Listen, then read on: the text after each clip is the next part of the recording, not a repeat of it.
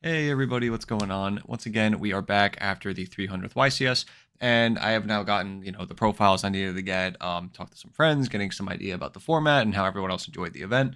And I just kind of wanted to take this video to talk about the event. I'm going to go over the topping deck list that we have at this moment. And then I want to just talk about how my event went first. And yeah, just the experience overall and what maybe points need to be adjusted in Genesis. There's a lot of them, so I'm going to keep it pretty brief.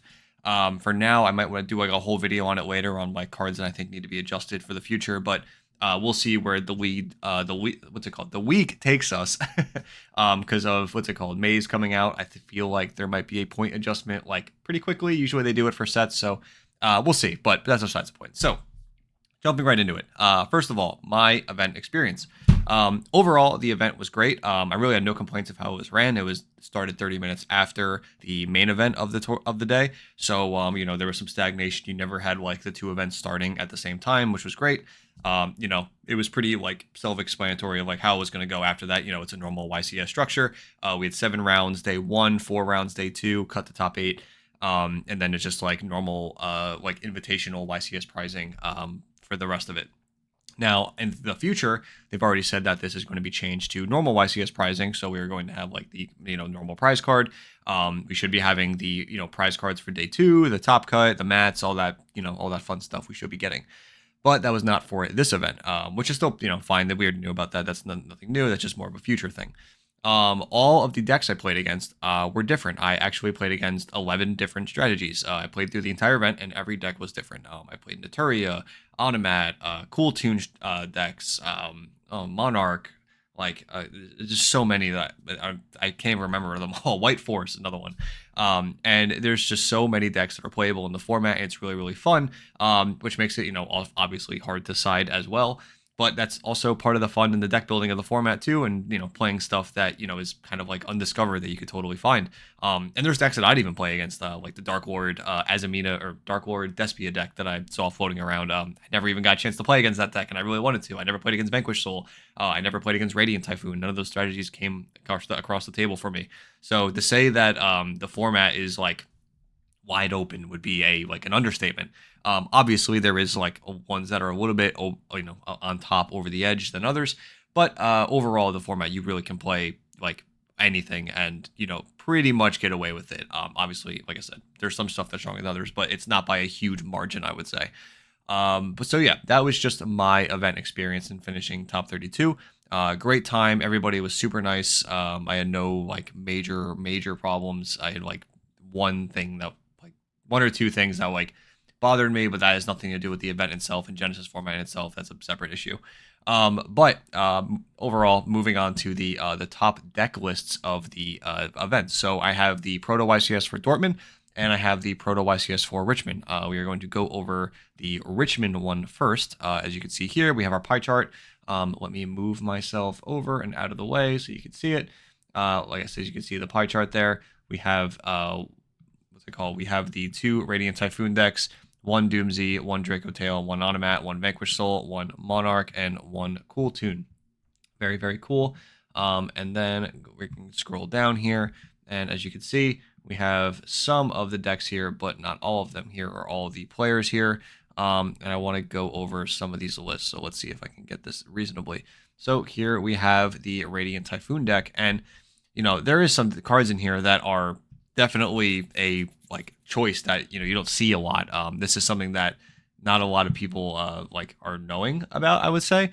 If we see if we can get this to load, but the card that searches what's it called, Shield Bearer. It's the horse monster that came out in the same set. It's a normal summon, but it's still a level 3 wind, and I believe it searches any White Warrior Noble Knight. Yeah.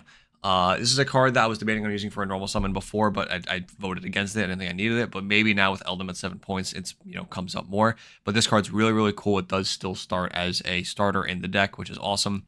So another innovation done to the deck after the points to Eldom, because now you have like 1, 2, 3, 4, 5, 6 copies of Eldom still. Which is really neat. Obviously, we have the Sheena. This card is crazy. I think this card was amazing as like a board breaker. To be honest, as like one of the best cards going second, being able to activate it in the hand was a huge part of breaking a board that's like full of like extra deck monsters, but like without a lot of negates, right? Like there's a lot of like like disruption in the form of targeting, popping, and stuff like that, but not in the form of negation. So if you activate a monster in the hand and all in one effect, summon it and bounce everything back to the hand, what odds are it might resolve. So that's just something to keep in mind. I think it's really really cool. We also have the Hopier Squadron in here. This card, I'm really curious what he's going to synchro into. I guess Malong, Packbit, and the Thunder. I'm wondering if he goes into which one. Maybe he's using this with the Crocy that usually gets left here to go into Packbit, because this is on summon and use it as an interruption to push back a monster your opponent controls. So maybe that's not too bad. And then for the 9, I believe these are 9s as well, right? Yeah, you can synchro with the is she too? Yep, Sheena and what's it called? The Phonics are all great level 9 monsters to be able to go into the 0-pointed Thunder God, which I think is pretty cool.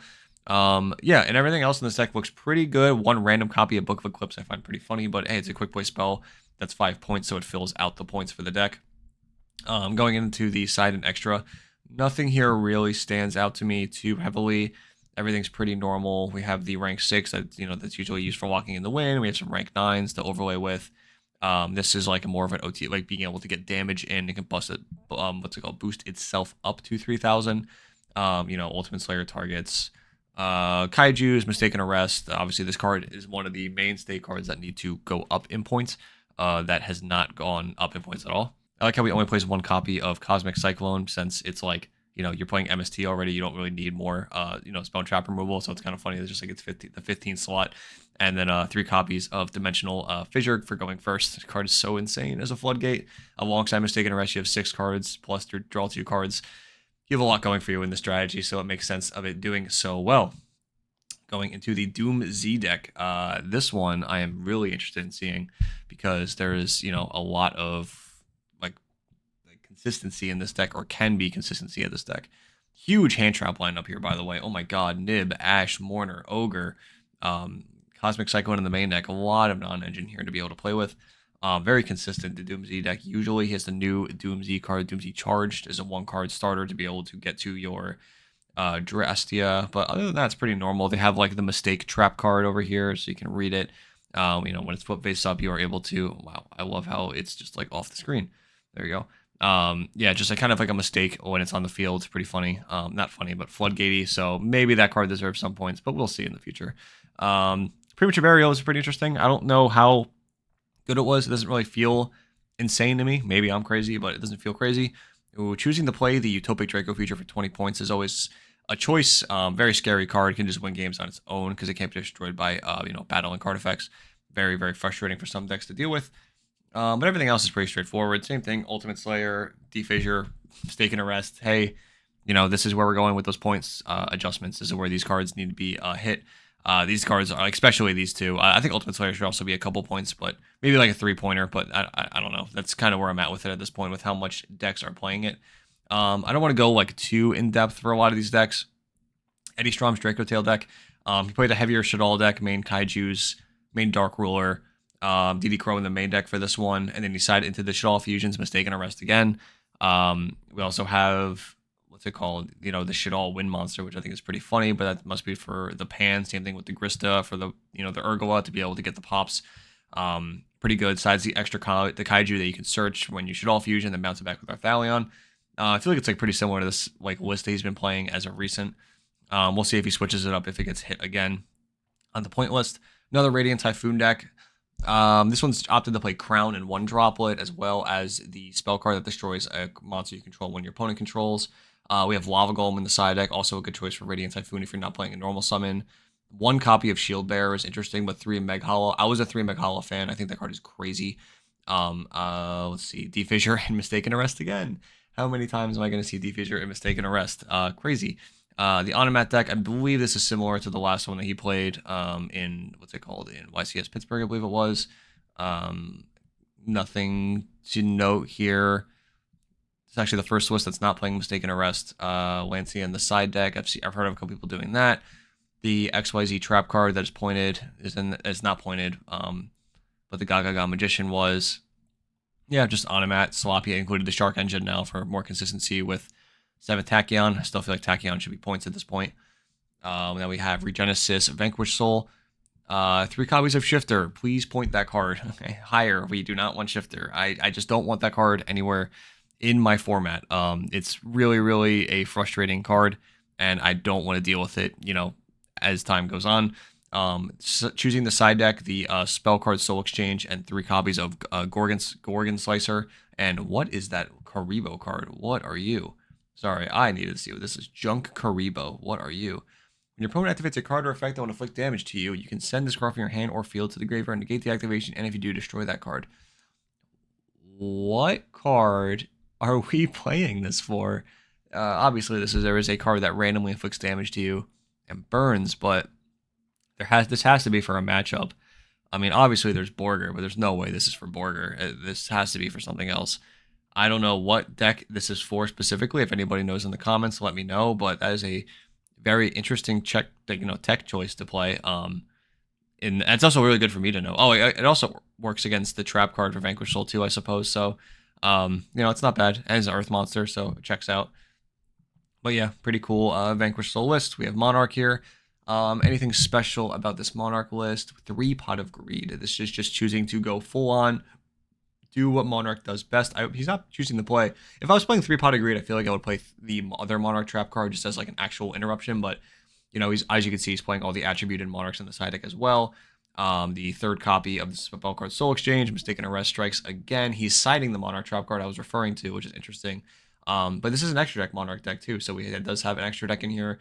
The Photon Strike Bouncer, the M7, the rank 1s for the Squires, all this stuff. 3 Strike in the Monarch as well. That card is extremely underestimated. I think that card is so cool. Happy to see it get played in this format. And then lastly, we have a Cool Tune deck. It should be here. It should be popping up. There it is. What is notable here? Oh my god, he played 3 Side Frame Gear, Gamma, and 3 Herald, and 3 Orange. Those hand traps are disgusting. And Inferno, what the? This guy was cooking with this deck. This is sick. This is a cool Genesis deck. This is neat. This is so cool. Let me move this around for you. Let me move my face. I'm just gonna move me off screen. Look at this. Look at this deck. This guy cooked here. Deviati to be able to be sent off Decatron, which is being able to be special summoned from Red Nova. So this is for if you open Red Nova, you synchro with it, and then can go into Decatron to go into Deviati to get a monster effect as well. Like, it's crazy to me that you're also playing orange, white, green, white, Red Nova as the fairies. And I think one of the other ones is Q. Q is also a fairy. I don't think there's another one. I think it's just Q. Maybe I'm wrong, but I think it's just Q. Yeah. So you have a pretty decently sized fairy package. It's probably a little inconsistent, but the green whites probably help with it. But this just looks like gas, man. I'm not going to lie. 3 Gamma 2 is psychotic. 3, 6, 9, 11 good hand traps in here. That is scary. I'm not going to lie. Plus, he's siding into the Knight's End Sorcerer to be able to rip cards out of the graveyard. That's so sick. And then, he actually plays the Synchro Monster, too. If this card is special summon, or another spellcaster is special summon in your field, you can target one card in your opponent's graveyard, banish it. If it's destroyed by battle or monsters damage its card effect, you can transfer it to your graveyard. Okay, I wonder if there is a way to make this on your opponent's turn. I'm going to assume there is. Maybe there's a line with Excel Synchro Stardust to make it on your opponent's turn to be able to banish 2 off of the Night Sword, and then maybe Synchro for this on your opponent's turn, and then banish another card in the graveyard, like Super Graveyard Hate. Maybe I'm crazy. 2 of the Vanadium Trap cards, because he plays this. I know the counter trap does. Break Heart. Target a tuner or a tuner Synchro in your graveyard. Special summon it, and then if you special summon a white monster, you can destroy 1 monster your opponent controls with less attack or equal to the special summon monster. If Visa Starfrost, it doesn't matter. That's actually bad. Like, pretty, decent. It actually works pretty well. It's just an interruption. Very, very cool list here. I like this a lot. Very good innovation for the Cool Tune deck there. Good job for this player. I really, really like that deck building idea.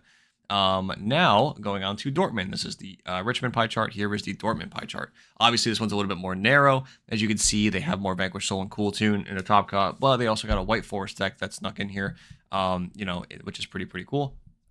Let's see what we got. There's only a couple of lists for this one, so I don't want to, this is going to be a lot shorter. This is Cool Tune still. We are playing the Earthbound to be able to search the Rico. And we have 3Q, normal, clip, Red Nova, 1 copy. This looks more like a standard list to me, like a very standard Cool Tune deck. This is like nothing nothing special here that I'm seeing at least. Gravity Collapse also need to be pointed higher. Any Floodgate Hand Trap I am not a fan of. The Vanquish Soul deck, again, seems like more of the same. Regenesis, 7th Tachyon, the Royal Archfiend, this seems a lot of play. 3 copies of Dimensional Shifter, hate to see it, but it is here. Gorgon and Slicer, signing into the Regenesis Dragon for the what's it called? The bounce of, or sorry, banish of a spell or trap. 1 copy of Performer Pal. Why is that in there? 1 copy of Performer Pal. Why are you in there? That there has to be a reason for that, right? I'm not crazy. Why is that random Performer Pal in there? I do not know. Again, this is something else. If somebody knows, feel free to leave it in the comments. I'm not going to know. It's not a matching attribute. It does not make sense to me why that is in there. I'm curious what the logic is. I'm sure it's in here somewhere, but I do not have all the time in the world to figure it out. Going to top 8, we have another Vanquish Soul list, and this one, I noticed the card immediately. Birdman is in here, and main decking 2 copies of Spellcard Soul Exchange. That is an interesting choice. That is kind of cool. Birdman is interesting. I wonder why Birdman. Like, obviously, he can threaten Black Rose. Maybe he just wanted the board equalizer, which is pretty interesting. Reset the Genesis names, maybe. That's not terrible either, I guess. I don't know. This doesn't, like, blow me away either. Like, the Birdman's just kind of there. Maybe it's a good small world bridge. Maybe that's what. Maybe that helps too. But yeah, this seems like another pretty standard one. We've Hate Runade making an appearance. Also a good 0-point card. Yeah, nothing else here that's like blowing me away though. You know, Gorgon Slicer, again, something that for everybody to keep in mind. Here, let me scroll. If you can see this better. There we go. Nothing here that's like blowing me away. And if you guys couldn't see the other lists, I want to make sure that everybody can, you know, see them. And then we have one more. It's a Monarch list. This one is choosing the main deck Zaborg, and he is playing. Oh, I forget the name of this card. This one, the Steel String and Sacrifice. Yeah, this card was like pretty decent for Monarch. It's like an awkward card because you don't really need it, but it is playing the Zaborg package. This is one that's very, very different. It sets up 3 Asteros in your opponent's turn as well as like mad advantage. It's insane. Like once this resolves, the game's pretty much over. It's like impossible to play through. There's so much happening here.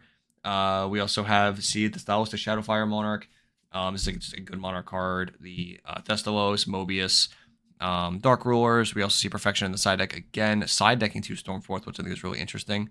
Yeah, pretty good though. This is like, you know, a different take on Monarch. 3 Nibiru as well. It's pretty neat. I like this a lot. Not bad at all. Definitely pretty solid. And that is going to be the last deck list that I have on here for this. All right, we are back. Yeah, so that was all the top 8 decks list that we have available right now for the YCS. What do you tell me? What do you guys think? This is like really interesting. Obviously, the format's like pretty wide, but there is some consistent variables of a meta starting to form. Vanquish Soul and Cool Tune are pretty obvious. Surprisingly, the only Draco Tail was Eddie, so I'm surprised that we don't see more of that deck, if I'm being honest. The Monarch obviously being a popular choice, and a Radiant Typhoon as well. Those seem to be the consistent ones as of right now that are doing well. Obviously, there is some other, you know, variables. It says here the White Forest deck was also playing Cool Tune, so just something to keep in mind. I really like that. Something that Nick did on a previous profile that I have up for the Giant Card one, that you can play like Synchro Overtake and what's it called? And Duelist Genesis in some decks to be able to get it as like a going second card that gets the Cool Tune Rico or Mix, and then you can Synchro into RS or Remix. It's a very good going second engine. It's like a must answer summon card, and then even if you get it off of, you know, the spell card, you can just normal summon the one you search, get the other one back, and it threatens it again. And you still pop a normal, like a spell and trap pop and a monster pop. Really, really strong. So Cool Tune cards probably definitely need to be hit more to some extent because they're like extremely, extremely oppressive in the regard of like how much value they get when they're synced off. Very similar to Draco Tail. Like it's very similar in that regard of like use this material, get a pop. Very frustrating to deal with. At least these don't set their own cards though, which is nice. It's a little bit of a makes it a little bit better. But yeah, that is all for the deck list. I hope you guys enjoyed everything. Let me know what you think down below of the format, because now we kind of have a little bit of a format developing. We have some, you know, some data that we can, you know, statistics that we can talk about and see that like what decks are doing very, very well. So obviously we have some of the best decks in the format now. So yeah, if you guys enjoy, please subscribe. I would really appreciate it. And yeah, I'll see you in the next video. Bye guys.